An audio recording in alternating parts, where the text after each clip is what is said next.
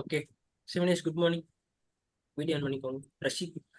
So first disqualification என்னது? First disqualification he is of unsound mind and stands declare by competent court. Competent court என்ன பண்ணிட்டாங்க? They made him unsound mind. சரியா? Unsound mind என்னது? He is not fit for taking decision. Clear? That is called what? That is called unsound mind. Clear?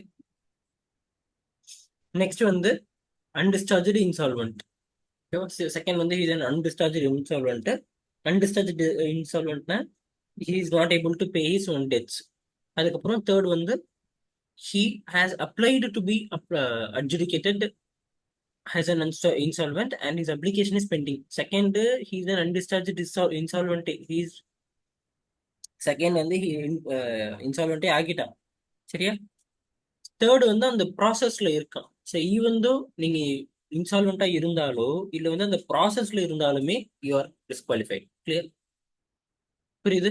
Then he has been convicted by a court of any offense which involving moral turpitude or otherwise which is sentenced to imprisonment 6 monthsக்கு மேல ஜெயில இருந்து இருக்கீங்க and வெளியே வந்து 5 years வந்து labs ஆகல. சரி, how you have to remember அப்படின்னா not less than 6 months, meaning 6 monthsக்கு மேல நீங்க வந்து ஜெயில இருந்திருக்கீங்க.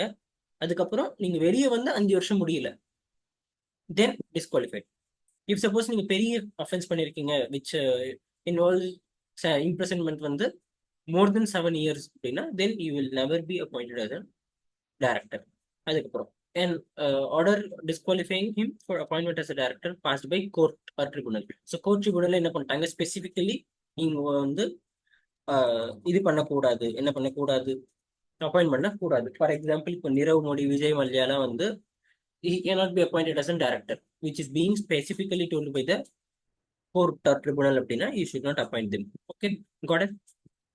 அதுக்கப்புறம் if he has not paid any calls in respect of any shares held by him whether alone or joined with others and 6 months have been elapsed from the last day fixed for the payment of the call அப்படின்னு என்னது?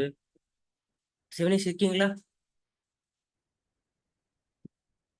திருப்பி இல்ல இல்ல sir, good. Video on பண்ணா அந்த ஒரு இது வரமாட்டேங்குது சார். வெரி சார், பழகிடுச்சு இல்ல எனக்கு. மேபி கார்பரேட் அக்கௌண்டிங்லாம் வீடியோ ஆன் பண்ணலன்னு நினைக்கிறேன். இப்போ அப்போ வந்து கூகுள் மீட்ல எடுத்துட்டு இருந்தேன் சார். நீங்க வீடியோ ஆன் பண்ணாலும் எனக்கு தெரியாது அந்த ஸ்கிரீன் மாத்தும் போது. இங்க ஜூம்ல வி ஹேவ் ஃபெசிலிட்டி. ரஷீத், அப்பா ஹாய் ரஷீத். இப்ப பாருங்க, இப்ப எப்படி இருக்கும் பாருங்க கிளாஸ். ரஷீத் பார்த்துட்டு. ஸோ நெக்ஸ்ட் வந்து has B. So call money இருக்குது. ஃபார் எக்ஸாம்பிள் 10 rupees வந்து face value of the share வந்து 10 rupees. சரியா? அதுல வந்து 9 ஹஸ் பீன் பெய்ட் அப், 1 வந்து இன்னும் பே பண்ணல. ஓகேவா? கம்பெனி வந்து கூப்பிட்டாங்க. கம்பெனி என்ன பண்ணிட்டாங்க? கம்பெனி கூப்பிட்டாங்க. பட் யார் பே பண்ணல? டேரக்டர்ஸ் வந்து பே பண்ணல. எவ்வளவு மாசமா பே பண்ணல? 6 மாசமா பே பண்ணல. Then he will be disqualified from being acting as a director. பக்கா இந்த பாயிண்ட் புரிஞ்சுதா என்ன சொல்ல வராங்கன்றது? F point.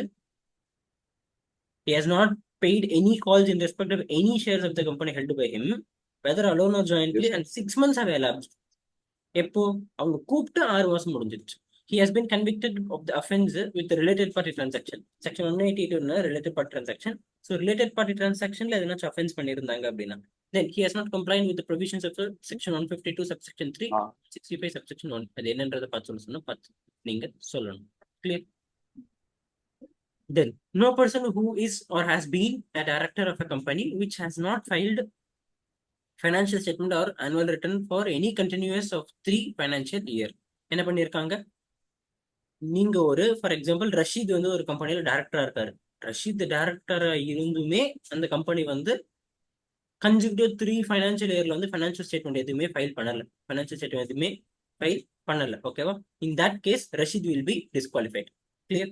எப்போ you are being a director in that company, the company is not filed annual statement, financial statement for 3 consecutive years. because எதுக்காக sir company பண்ணலன்னா director என்ன பண்ணுவாருன்னா, கம்பெனி கம்பெனி வந்து என்ன பண்ணுது? So company is doing it's business. யார் மூலமா தான் இது பண்றாங்க? டேரக்டர்ஸ் தான் வந்து ஹீஸ் டூயிங் பிஸ்னஸ். கரெக்டா? Director is doing business, I mean is the one who is taking decisions என்றால். ஸோ ஃபினான்ஷியல் ஸ்டேட்மெண்ட் பண்ணல அப்படின்ற அந்த இதெல்லாம் வந்து யார்கிட்ட தான் இருக்கும்? ஆப்வியஸ்லி டேரக்டர் கிட்ட தான் இருக்கும். ஸோ அப்போ இந்த டேரக்டரே வந்து ஒழுங்கா இல்லைன்னா அதனால தான் இந்த டெசிஷன் அந்த இந்த இது. ஓகேவா? Then R has failed to repay the deposits accepted by it. டெபாசிட்னு ஒரு சாப்டர் படிப்பீங்க, சரியா? என்ன படிப்பீங்க? டெபாசிட்ஸ்னு ஒரு சாப்டர் படிப்பீங்க. இந்த டெபாசிட்ஸ் வந்து எவ்வளோ பெய்ட் பேக், ஓகேவா? அண்ட் அதுக்கப்புறம் வந்து by it or pay interest thereon to redeem any debentures on the due date or pay interest thereon or any dividend declared and such failure may be redeemed continues for 1 year or more. Meaning debentures நீங்க வந்து என்ன பண்ணிருக்கீங்க? If you are issued the debenture, then the company has to pay interest. அந்த interest பே பண்ணல.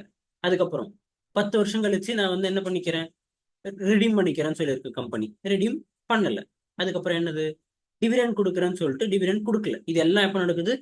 நீங்க director Rashid டைரக்டரா இருக்கும்போது நடக்குது. யார் டைரக்டரா இருக்கும்போது? ரஷீத் டைரக்டரா இருக்கும்போது நடக்குது. In that circumstance what will happen? In that circumstances Rashid will be considered disqualified. Why? Because company has defaulted. In that you are the one who is in board. Okay? Company has defaulted in which you are the one who is in the board.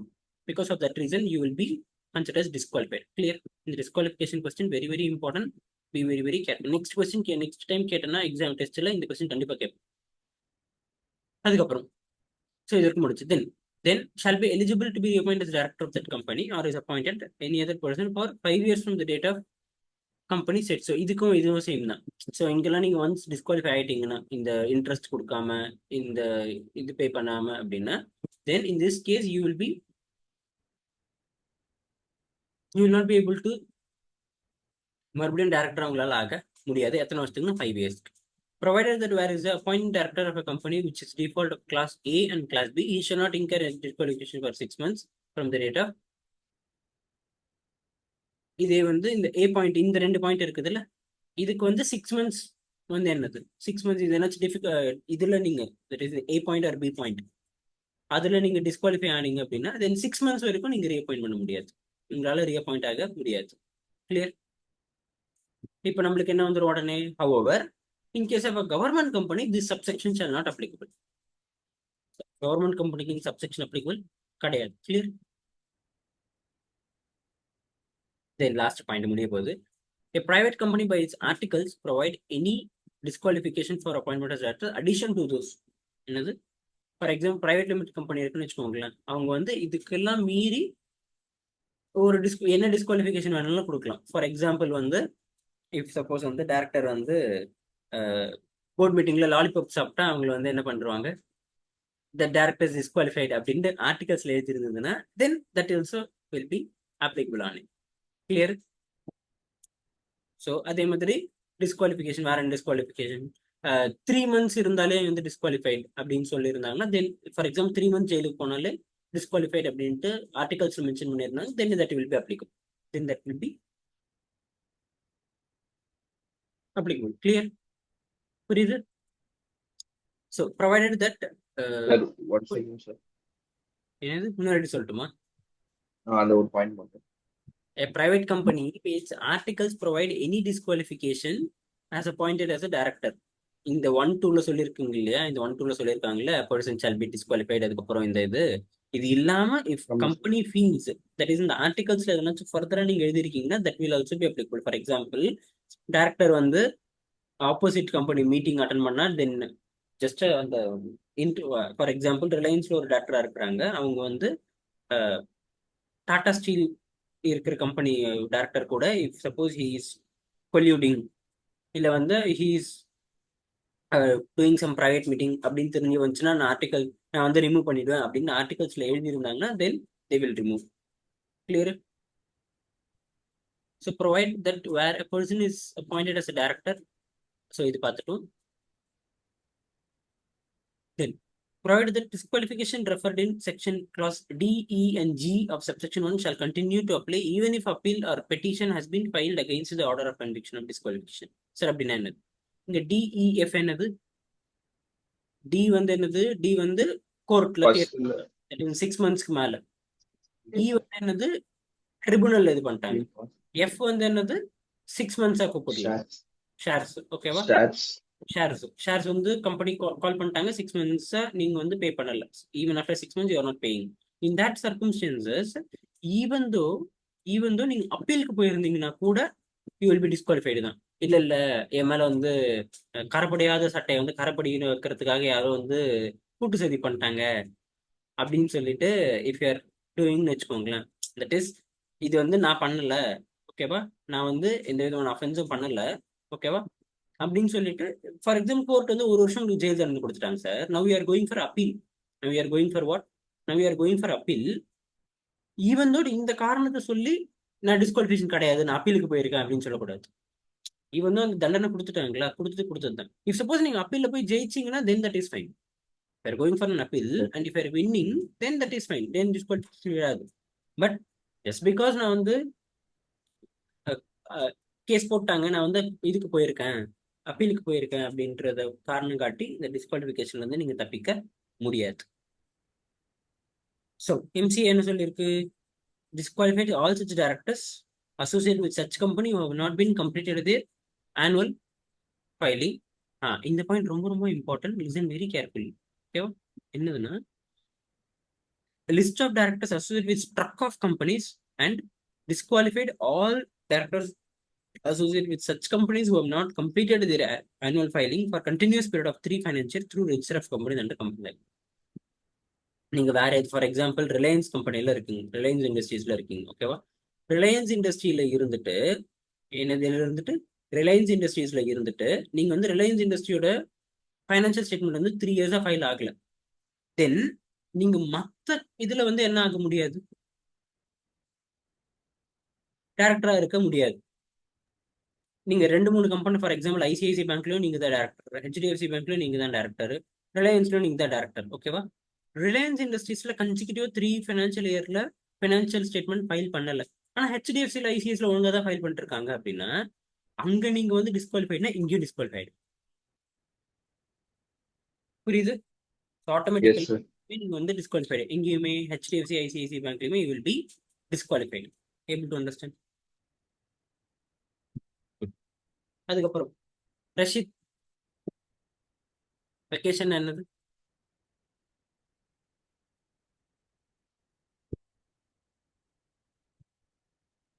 S sir, yes sir, vacation என்னது?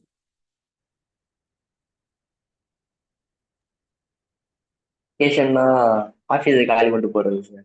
அப்படியோ, இது போதும். எங்க போறது? டூருக்கா? So additional according to section 167 164 என்னது? 164 வந்து disqualification. So இப்போ 164 மண்டபல செட் ஆயிடுச்சா? நான் படிச்ச ஃபியூ செக்ஷன்ஸ்ல இதுவும் ஒன்று. Clear? I want to recall it again. அது ஒரு 5 நிமிஷம் ஆகும். ஸோ நம்ம இது வரைக்கும் படிச்ச செக்ஷன்ல இதுவுமே ஒன்று. குயிக்கா ஒரே ஒரு செக்ஷன் கேட்குறேன், டக்குன்னு சொல்லுங்க. செக்ஷன் 123 என்னது? செக்ஷன் 1, 2, 3. 1, 2, 3 சொல்லுங்க. 1, 2, 3. Yes Rasheed. Dividend sir. Super Rasheed, very good Rasheed, very good. இல்லைன்னா என்னையா இருக்காரு ரஷீத்? ஓகே ஓகேவா? ஸோ 123 என்னது? டிவிடெண்ட்.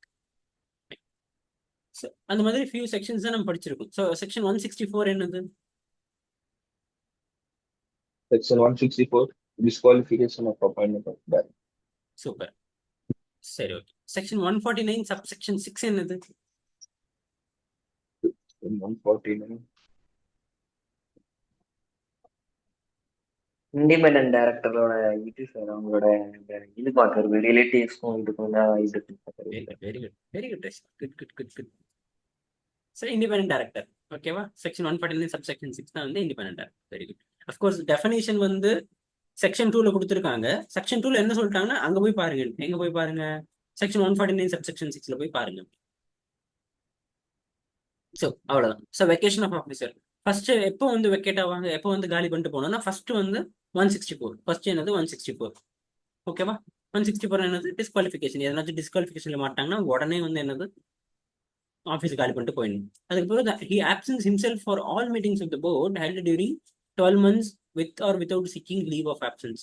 இவர் பாட்டுக்கும் டேரக்டர் ஆயிட்டேன் அப்படின்னு சொல்லிட்டு ஊர் சுத்த கிளம்பிட்டாரு. மீட்டிங்ல எந்த விதமான மீட்டிங்லயுமே பார்ட்டிசிபேட் பண்ற 1 வருஷத்துக்குன்னா then he has to vacate his office. புரியுது? He acts in contravention of the provision of section 184 relating to the to entering into contracts or arrangement in which directly or indirectly entity interested. Clear? So where or entity could you are colluding. So you are getting into transaction with the other entities. Clear? So first one another, first one the disqualification. Second one another absent. So இதில் என்ன பண்ணிக்கோங்கன்னா இந்த keyword மட்டும் underline பண்ணிக்கோங்க. Underline பண்ணாலே it will be sufficient for you. எது first வந்து disqualification, second வந்து absent, third வந்து கான்ட்ரவென்ஷன். எழுதுறீங்களா? நோட் பண்ணிக்கிறீங்களா? சிப்பிக்கா புக் இருக்கா கையில்? எஸ், ஹைலைட் பண்ணிக்கோங்க.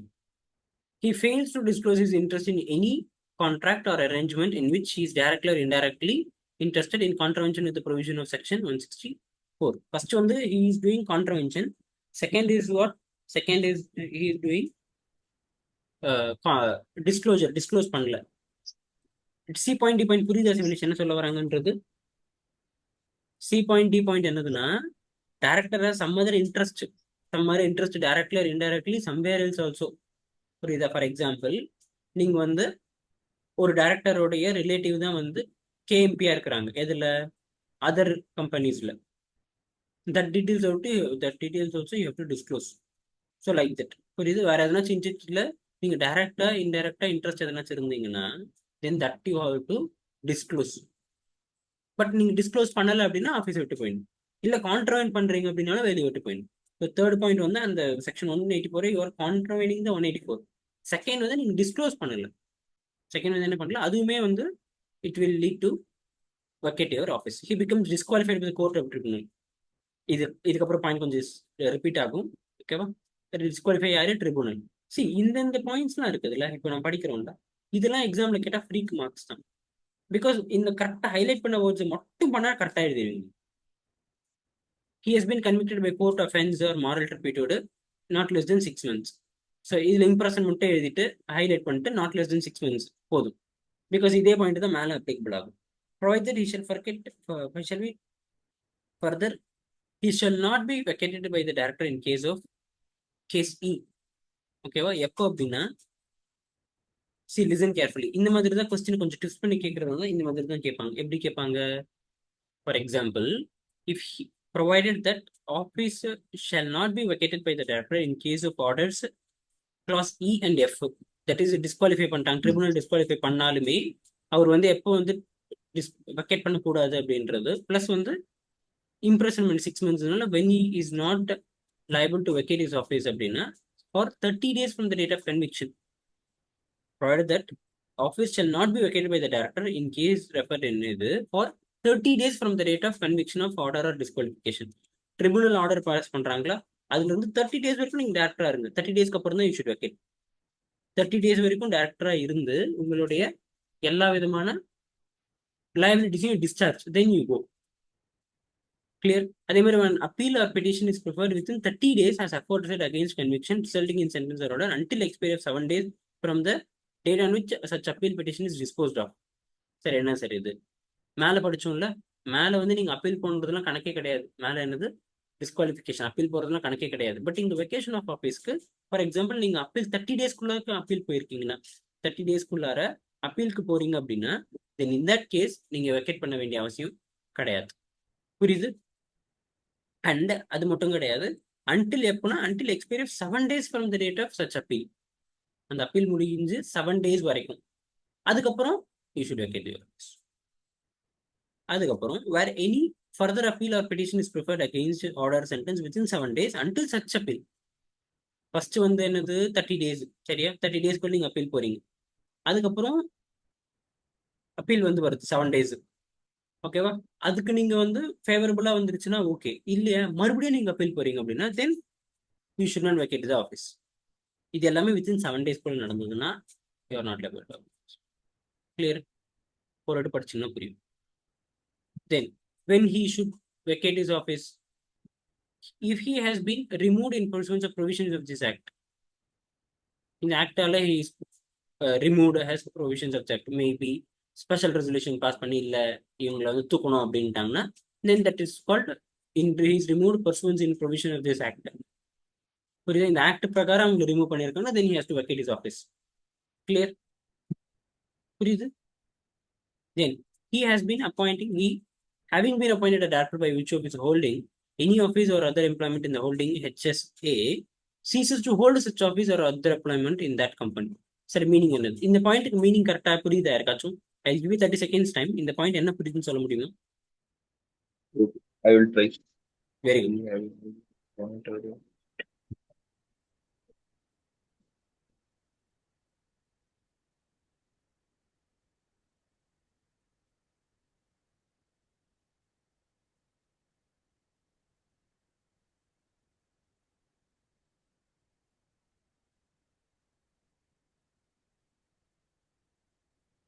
படிங்க, அப்படியே படிச்சு ட்ரை பண்ணுங்க.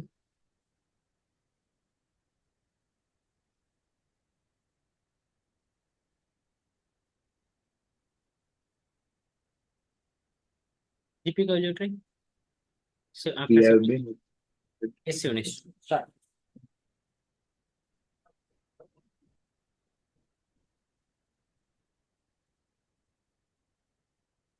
we have அவங்க வந்து ம் appointed the director by virtue of his holding னா ம் அவங்களோட குவாலிட்டிக்கு ஏத்த மாதிரி பிஹேவியர் அதான் சார் ஃபீலிங்களா? ட்ரை பண்ணுங்க. You try and complete. I will let you know. Been appointed a director by virtue of his holding any office or other employment in the X officio கேள்விப்பட்டிருக்கீங்களா? X இல்ல sir, X officio. ex officio, yes sir. அப்படின்னா என்னன்னு தெரியுமா? Government appoint பண்றோம். இல்ல, like that. சொல்லட்டுமா நானே? நீங்களே ட்ரை வச்சு. பர்டிகுலர் ஃபீல்டுல ஆ பர்டிகுலர் ஃபீல்ட்ல எக்ஸ்பர்ட்டா இருக்கிறவங்களையே அத ரிகார்டா no, no, no, no. Okay. வேற யாராச்சும் என்ன சொல்ல விரும்புறீங்களா? Any points? ஜிபிகா? எனக்கு என்ன புரிஞ்சுன்னா, ஒரு கம்பெனில இன்னொரு கம்பெனில போயிருக்க முடியாது.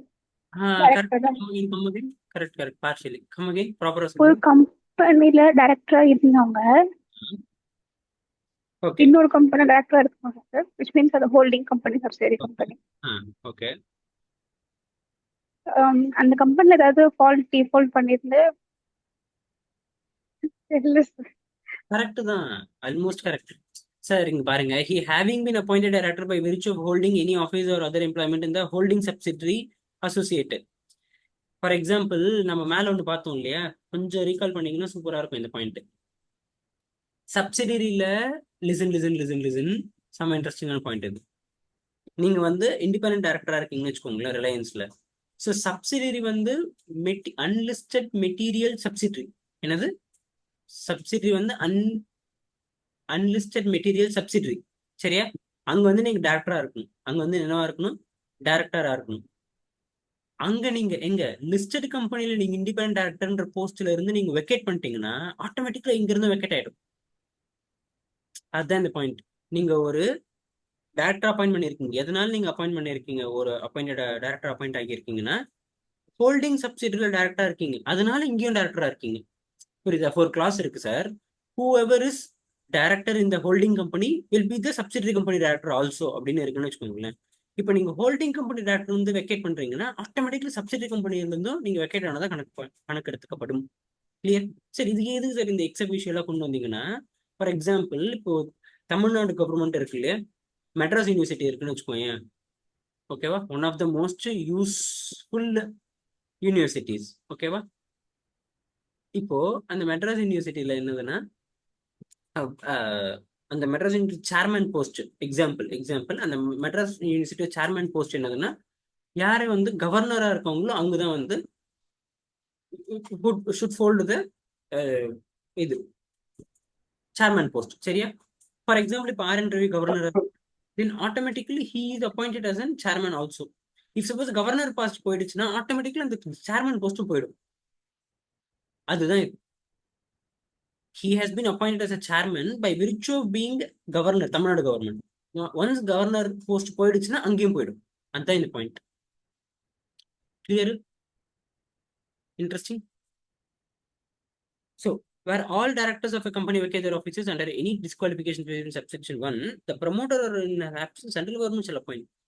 For example, sir, இப்போ எல்லா டேரக்டருமே வந்து வெக்கேட் பண்ற மாதிரி ஆயிடுச்சு. அது எப்படி சார் எல்லா டேரக்டருமே வெக்கேட் பண்ற மாதிரி வரும் அப்படின்னா, easily it can happen sir. 3 director தான் ஒரு கம்பெனில இருக்காங்க, சரியா? 3 டேரக்டரும் சேர்ந்து மட்டர் பண்ணிட்டாங்கன்னு வச்சுக்கோங்களேன். மீனிங் ஏதோ ஒரு கேஸ்ல மாட்டிக்கினாங்க, 6 monthsக்கு மேல ஜெயிலுக்கு போயிட்டாங்க 3 பேரும். ஓகேவா? 3 பேரும் சேர்ந்து ஒன்னா ஜெயிலுக்கு போயிட்டாங்க. ஏன்னா 3 பேர் சேர்ந்து ஏதோ ஒரு வெயிட்டான சம்பவம் பண்ணியிருக்காங்க. சம்பவம் பண்ணிட்டு ஜெயிலுக்கு போயிட்டாங்கன்னா, தென் இந்த கேஸ் வாட் வில் ஹேப்பன்? எல்லா டேரக்டர்ஸும் போயிடுவாங்களா? அப்ப இந்த case who will be the director? Who will be the director அப்படின்னா, who is the promoter? Promoter இருந்தாங்கன்னா promoter will be the director. For example, நான் சொல்லியிருக்கேன் இல்லையா, ப்ரமோட்டர் தான் சில கம்பெனில டேரக்டராகவும் இருப்பாங்க. இன் தட் கேஸ் ப்ரமோட்டராலையும் டேரக்டர் ஆக முடியாது. ஓகேவா? In that case central government will appoint some person who hold the office till the directors are appointed by the company in the general meeting. புரியுதா? அகைன் யாரு வந்து போர்ட் டைரக்டர்ஸ் அப்பாயின்ட் பண்ணுவோம்? Obviously share holders தான் appoint பண்ணுவாங்க. யார் வந்து board of directors I mean directors general மீட்டிங்ல யார் அப்பாயின்ட் பண்ணுவாங்கன்னா ஷேர் ஹோல்டர்ஸ் தான். ஜெனரல் மீட்டிங்ல டைரக்டர்ஸ் ஷேர் ஹோல்டர்ஸ் தான் அப்பாயின்ட் பண்ணுவாங்க, சரியா? அப்ப சென்ட்ரல் கவர்மெண்ட் என்ன பண்ணா, அடுத்த ஜெனரல் மீட்டிங் நடக்கிற வரைக்கும் ஒருத்தரை வந்து அப்பாயின்ட் பண்ணணும். He will act as a director till the conclusion of what? Till the conclusion of general meeting. Next annual general meeting கிடையாது சார். வெறும் ஜெனரல் மீட்டிங்ல இன்னொரு டைரக்டர் அப்பாயிண்ட் பண்ற வரைக்கும் that central government appoint person will act as a director. பக்கா clear? தென் அதுக்கப்புறம் இப்போ private company இருக்குன்னு வச்சுக்கோங்களேன். இப்போ private company which is not a subsidiary of a public company may by its articles provide additional grounds for vacation of office. வேற ஏதாச்சும் கிரவுண்ட்லயே வந்து என்ன பண்ணலாம், வெக்கேட் பண்ணிக்கலாம் அப்படின்னு சொல்லலாம். கிளியர்? சேப்பாக்கு இல்ல வந்து அந்த மாதிரி. So on vacation of office of director, the company is required to file e-form DIR 12. Obviously, they have to file. எப்போ வெக்கேஷன்லயும் they have to file DIR 12. If a person functions as a director when he knows that the office of the director held by him has become vacant on account of any disqualification, he shall be punishable with fine which shall not be 1 lakh rupees but which may extend up to 5 lakh rupees. சரி, இது என்னது? இப்போ for example any director வந்து vacate பண்றாருன்னு வச்சுக்கோங்களேன், because of the disqualification mentioned here. எதுல? 1ல சொல்லியிருக்கிற மாதிரி. ஓகேவா? then in that case he will be levied penalty of rupees 1 lakhல இருந்து 5 lakh வரைக்கும் he will be liable to pay penalty. பக்கா புரியுது? Any difficulty? ஸோ இதுதான் இம்பார்ட்டன்ட், ரொம்ப ரொம்ப இம்பார்ட்டன்ட் ஏரியா. கண்டிப்பா கொஸ்டின்ஸ் இல்லாம இருக்காது. நான் இது குயிக்கா பேட்டர்ன் முடிச்சிடலாம். ஸோ ரெசிக்னேஷன் ஆஃப் டேரக்டர் 168 என்னது? Resignation of director. டேரக்டர் என்ன பண்றாங்க? ரிசைன் பண்ணிட்டு போயிடுறாங்க. எப்போ a director may resign from its office by giving notice of resignation in writing. First என்ன பண்ணலாம்? நோட்டீஸ் கொடுத்துடலாம். நோட்டீஸ் கொடுத்துடலாம். அண்ட் போர்டு என்ன பண்ணணும்? போர்டு வந்து of such notice of director shall take note of the same. First நீங்க notice கொடுக்குறீங்க sir. நீங்க வந்து சிவனேஷ் வந்து ரிசைன் பண்றாரு, இஸ் கிவிங் நோட்டீஸ். கம்பெனி வந்து என்ன பண்ணுது? இவன் கொடுக்குறான் அப்படின்னு தூக்கி வச்சிடக்கூடாது. Company also should accept. ஓகேவா? Then the company shall file within 30 days. என்ன பண்ணணும்? கம்பெனி வந்து within 30 daysக்குள்ளார from the date of receipt of notice of resignation from a director shall intimate to DIR 12. DIR 12 என்ன பண்ணணும்? from DIR 12 they have to intimate. யாருக்கு? to the government. அதுக்கப்புறம் என்ன பண்ணணும்? வெப்சைட்லேயே இந்த இன்ஃபர்மேஷனை போஸ்ட் பண்ணணும். Clear? Procedure sir very easy. First notice கொடுங்க சார். அதுக்கப்புறம் அந்த நோட்டீஸை வந்து கவர்மெண்ட் அந்த கம்பெனி அக்செப்ட் பண்ணணும். தென் தேர்ட் வந்து என்னது? தேர்ட் வந்து 30 days. ஸோ 30 daysக்குள்ளார கம்பெனி என்ன பண்ணணும்? DIR 12 ஃபார்ம் ஃபைல் பண்ணணும். அந்த ஃபைல் அதுக்கப்புறம் அவங்களோட வெப்சைட்லையுமே they have to disclose this. இந்த மாதிரி டேரக்டர் விட்டு போயிட்டாங்க. புரியுது? Then the board shall place the facts of such resignation with the director immediately before the general meeting. General meeting நடக்குதுன்னு வச்சுக்கோங்க. அடுத்தது அந்த ஜெனரல் மீட்டிங்ல இது மாதிரி சொல்லணும், இந்த மாதிரி இவர் வந்து விட்டு போயிட்டாரு, ரிசைன் பண்ணிட்டாரு அப்படின்னு சொல்லிட்டு யூ டு மென்ஷன். 4 பாயிண்ட் படிச்சிருக்கும். என்ன 4 பாயிண்ட்? ரெசிக்னேஷன்ல ஃபர்ஸ்ட் வந்து நோட்டீஸ் கொடுங்க கம்பெனிக்கு.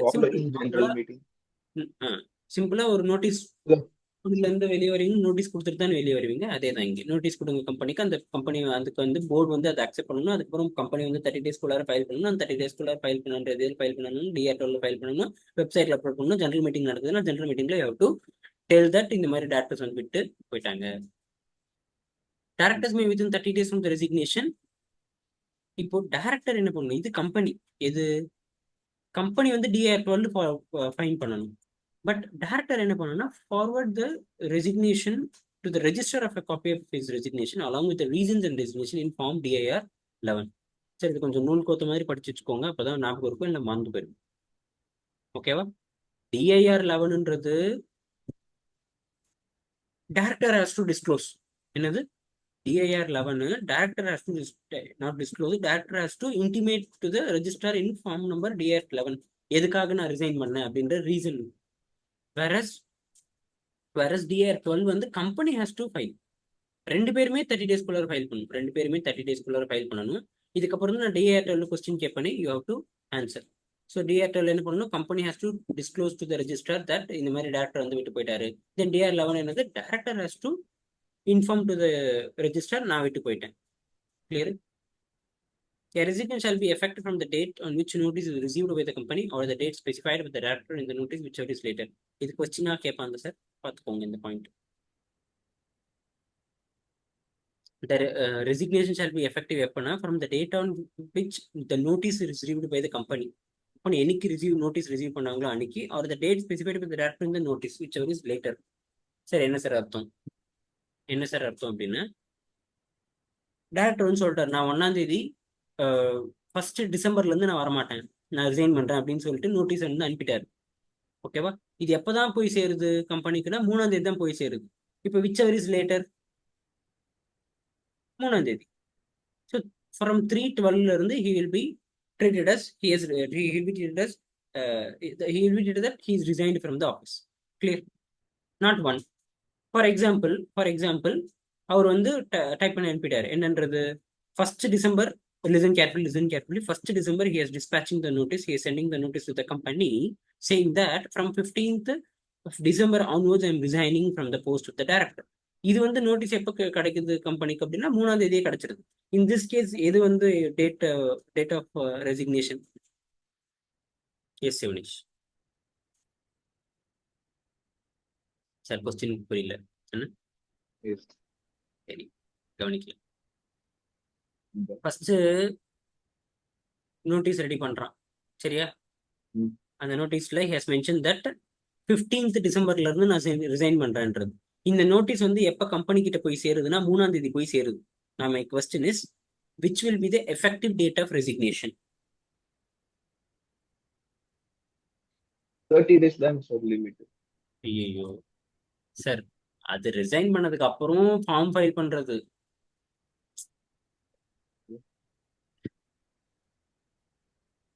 நீங்க என்ன சொல்றீங்கன்னா, ஹோட்டல்ல சாப்பிட்டுட்டு பில்லு பே பண்றதை பத்தி பேசுறீங்க. நான் எதை பத்தி பேசுறேன்னா, ஹோட்டல்ல ஆர்டர் பண்ணிருக்கீங்க, இன்னும் ஃபுட்டு வரல, அதை பத்தி பேசுறேன்.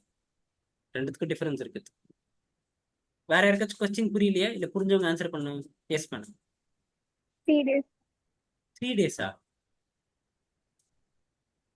என்னைக்கு அந்த ரெசிப்ட் வருதோ அன்னைக்கு தான். 3 days-ன்ற ப்ரொவிஷன் எங்கேயுமே கிடையாது இவ்வளவு நாள் நான் சொன்னதுல. ஹலோ, குட் மார்னிங் ரஷீத், கரெக்டா சொல்லுங்க ரஷீத். எக்ஸ்பெக்டிங் கரெக்ட் ஆன்சர் பண்ணுங்க ரஷீத். 15 தான் சார் அவங்க ரிசீவ் நடக்கும். அவ்வளவுதான். என்னது? அவ்வளவுதான் முடிஞ்சு. 15 தான் sir.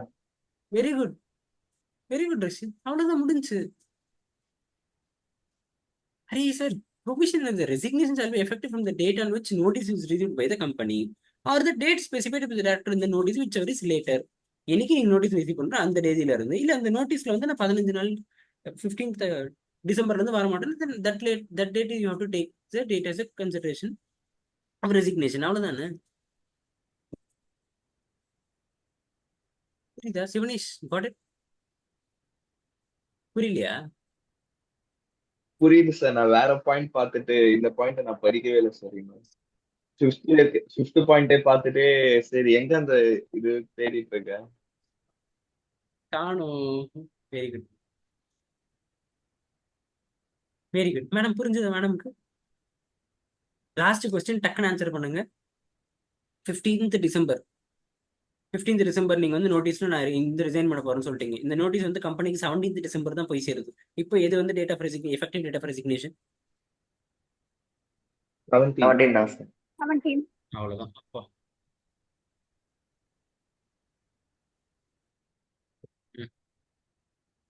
What all the directors when all the directors resign at the same time, section 167 சொன்ன மாதிரி, in such case the required number of directors are appointed by the promoter or in the absence of or in his absence the central government. இப்போ இந்த director வந்து என்ன பண்ணணும்? General meeting வரைக்கும் தான் இருக்க முடியும். The proviso to section 168 என்ன சொல்லுதுன்னா, clarify the director who shall be liable even after his resignation from the office for the offenses which occur during his tenure. Listen carefully இந்த பாயிண்ட் என்ன சொல்லுதுன்னா, even though resign பண்ணிட்டா கூட அவர் டென்யூர்ல இருந்தாருல, அந்த டென்யூரா இருந்த பீரியடுக்கு he is liable. புரியுதா? He resigned even then அவர் டென்யூர்ல இருந்திருக்க. For example 3 வருஷம் டேரக்டர் இருந்தா, அந்த 3 வருஷம் டேரக்டரா இருந்த டைம்ல எதனாச்சும் வந்து ஃப்ராட் கம்பெனி பண்ணிருக்குன்னா அதுக்கு he is responsible, he is liable. புரியுது? செக்ஷன் ப்ரொவைசர் என்ன சொல்லுதுன்னா, the director who shall be liable even after his resignation for the offense which occurred during his tenure. புரியுது? இந்த ஹரிஷ் ஜெயின் இதை பண்ணி வச்சிருக்காரு, அதை நீங்க படிச்சுக்கோங்க ஒரு வாட்டி. நான் கிடையாது. So removal of directors, removal of directors Sivaneswar link அனுப்புங்க. செக்ஷன் 169 வந்து என்ன சொல்லுதுன்னா, by ordinary resolution remove director before the expiry of the period. அதே மாதிரி the provision of section 169 shall apply regardless